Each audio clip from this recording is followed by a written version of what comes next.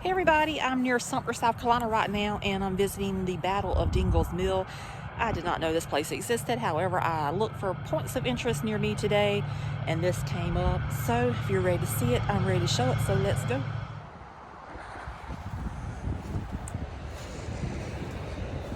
We're near Sumter, South Carolina, and this came up as a point of interest. So this is the Battle of Dingle's Mill.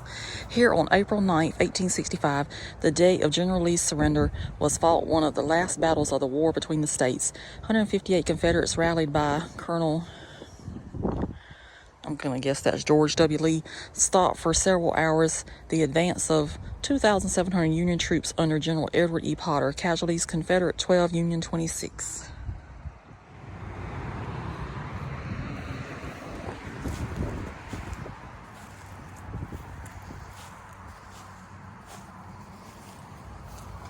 And this says, this tablet marks the site of the Battle of Dingle's Mill, fought April 9th, 1865, between Potter's Brigade and the Reserve South Carolina Militia CSA, erected by Dick Anderson, Chapter UDC. And that says the adjacent marker was first placed on the bridge built over nearby Turkey Creek. Dedication was held April 9th, 1913, with address by Dr. S.H. Edmonds, noted Sumter educator. Veterans of this battle attended the ceremonies. This crossing was the key military defense point. Marker moved here January 27, 1979. And that says Battle of Dingle's Mill Memorial Park. Battle fought at this site April 9, 1865. Dedicated Saturday, January 27, 1979, 3 p.m. Sponsored by Dick Anderson, Chapter number 75, 1896. United Daughters of the Confederacy, Murtis, Jen, Osteen, UP, and co-chair, might be say VP, W.M.E. Brunson III, noted war between the states, arms and records collector, chairman. Many people join in making this park a standpoint of our cherished heritage and reality.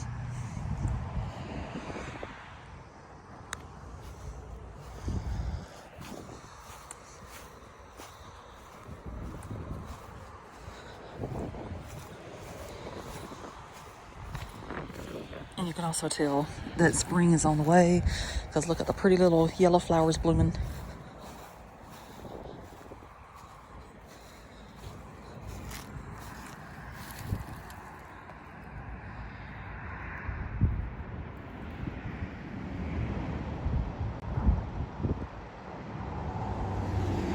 As you can see, there's a busy highway right up there, 521.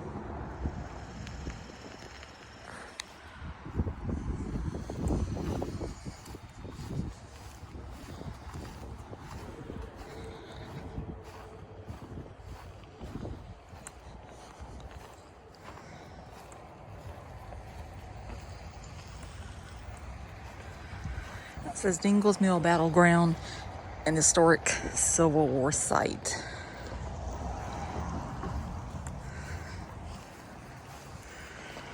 And this says Battle of Dingle's Mill, April 9th, 1865.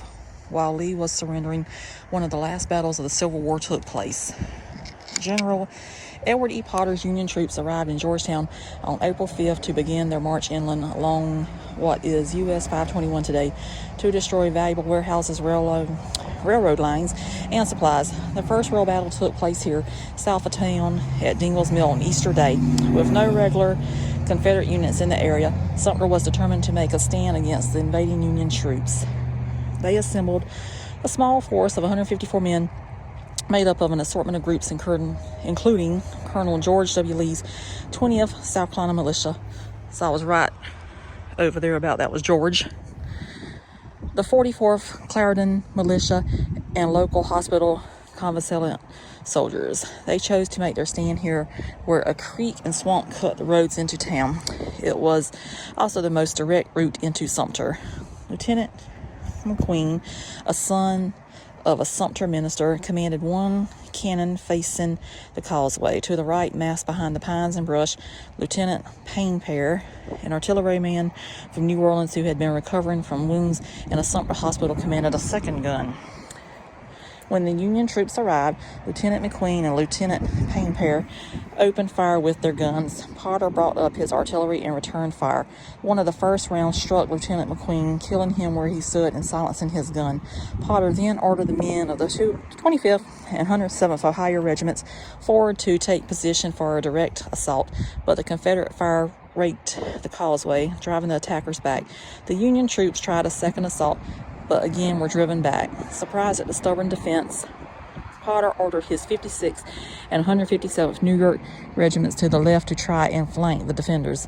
The New York units worked their way through the swamp below the mill dam and finally emerged from the woods about 400 yards on the Confederates' right.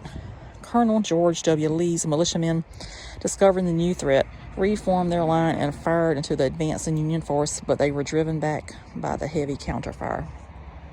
Lieutenant Painpear was also mortally wounded, silencing the last Confederate cannon.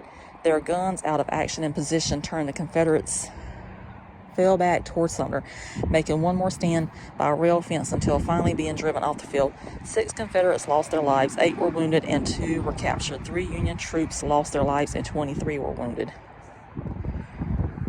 And we got the order of the battle. So the first assault, Lieutenant McQueen and Lieutenant Painpear opened fire on Union troops as they approached Dingle's Mill. Number 2 was return fire. General Potter returns fire, and one of the first rounds mortally wounds Lieutenant McQueen where he stands. Number 3, Union flank. After being driven back by a second assault, Potter orders the 56th and 157th New York Regiment to flank defenders by cutting through the swamp. And number 4 was retreat. The flank overpowers Lieutenant Painpear, causing his death. Confederates fall back to Sumter, making one last stand before being driven off the field.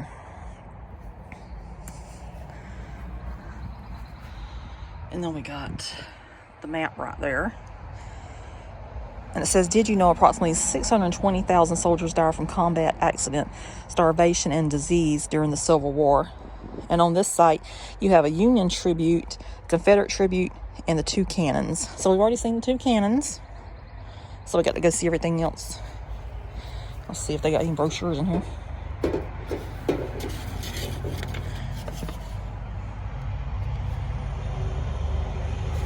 I think that's for something else there. So anyway, go around and look.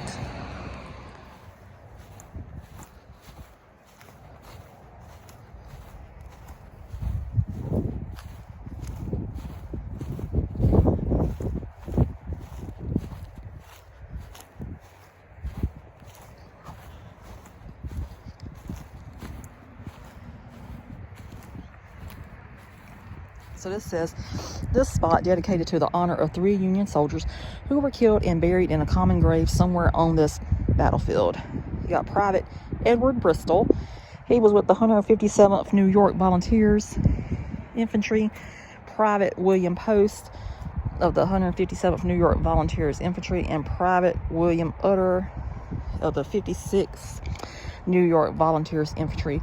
It says, rest in peace. Over there, we got Edward.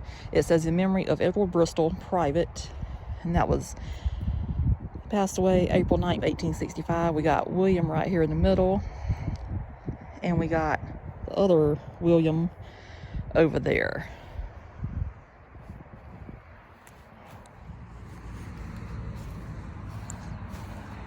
Oh, I see something on the other side. I got to go back over there and read. I didn't even see that.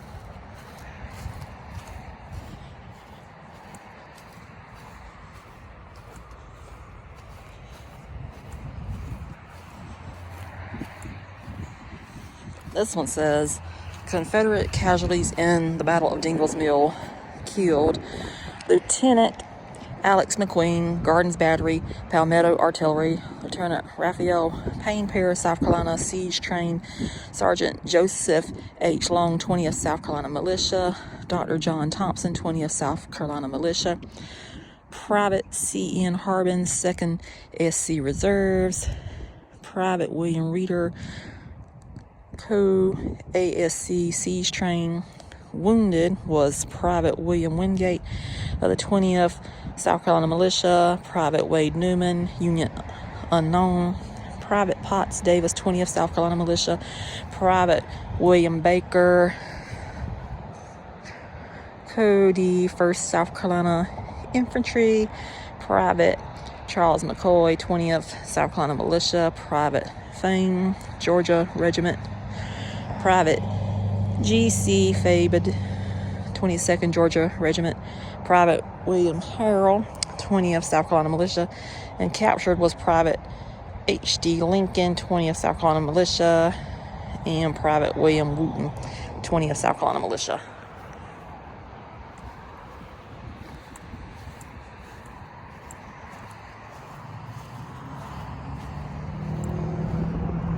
Nothing written on that side. Okay, this over here says Potter's Raid, April 8th through 21st, 1865. Sumter experiences the Civil War firsthand. In early 1865, the Civil War was coming to a conclusion after 4 long and bloody years of fighting. Union General Ulysses S. Grant's army had broken Confederate General Robert E. Lee's line around Petersburg, Virginia. Union General William T. Sherman's army had completed its march to the sea, captured Savannah, and was burning its way through South Carolina.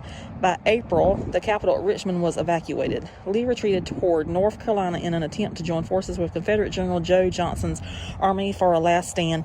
Lee's ragged army made it as far as Potomac, Virginia. There on April 9th, 1865, Lee surrendered the Army of Northern Virginia, in effect ending the Civil War. Shortly thereafter, Johnston met with Sherman and a ceasefire was ordered. The fighting, however, was not. Scattered engagements still took place where word had not reached that war was over. One of these places was Sumter County. On the same day that Lee surrendered to Grant, a desperate battle was fought here at Dingle's Mill. Several other skirmishes and battles took place over the next 12 days in what came to be called Potter's Raid. This was the last fighting of the Civil War in South Carolina. So that's the Battle of Boykin's Mill, April 18th. We got Battle at Dinkin's Mill, April 19th. Skirmish at Beach Creek, April 19th. Battle of Stateburg, April 14th through 15th. Singleton Plantation. Manchester was April 11th. Milford Plantation was April 20th.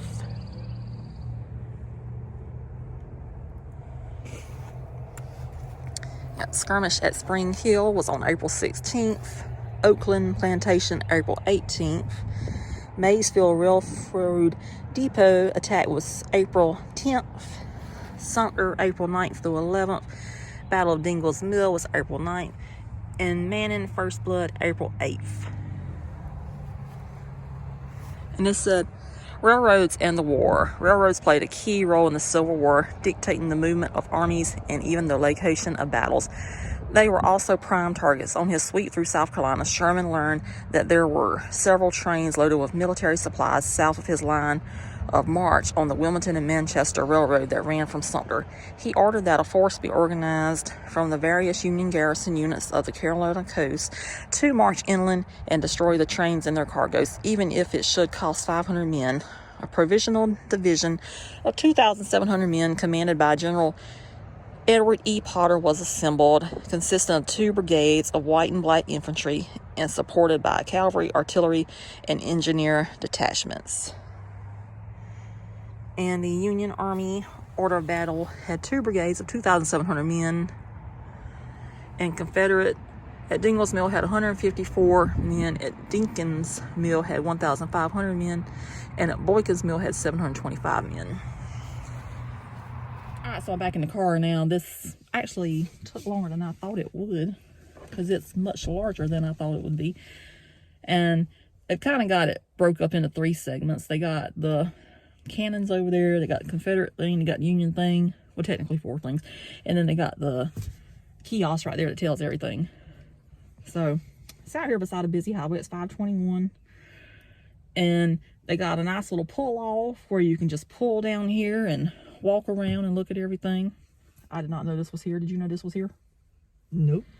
I did not. I passed by it many times. I've never paid it a bit of attention. I have. You had? I never paid it any attention. So that is the good thing about making these videos. I do see stuff that I would not normally see. And this is just right here beside the road. So I think it was worth a stop to read everything. Actually, it's very well put together. They took us off the road at 378. Yeah, it took us off 378 because we were on 378. We got to see this humongous house through some countryside, middle of nowhere. Yeah, and then brought us out here to this major road. I'm like, well, I think it kind of routed us the wrong way. Well, we could have stayed on 378 and came through Sumter and came this way. All we had to do, make a left. But we got to see stuff we never seen KFC and came on down. Yeah, now we know. So. Well, you want to see? I did. I was trying to find an interesting little place to do a little video today. I think I found it. I was actually going to incorporate this into another video I thought about doing, showing historical markers, but then there was so much here, so this is just going to be a video by itself. So anyway, hope you enjoyed. And subscribe, please. Please do. We don't never know where we're going to end up. We didn't even know where we were going to end up today. No.